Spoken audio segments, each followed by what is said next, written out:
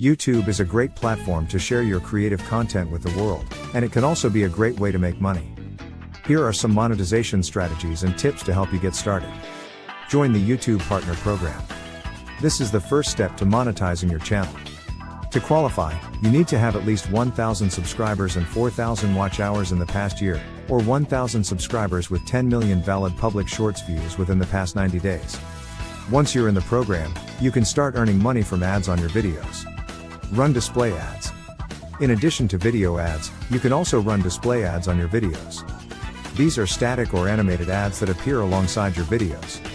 Sell products or merchandise. You can also sell products or merchandise through your YouTube channel. This could include physical products, digital products, or even just your own branded merchandise. Crowdfund your next creative project.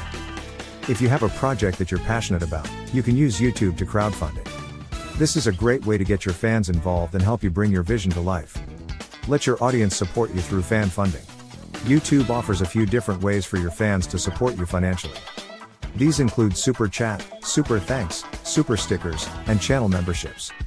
License your content to the media. If you create high-quality content, you may be able to license it to the media. This could include TV shows, movies, or even just online publications.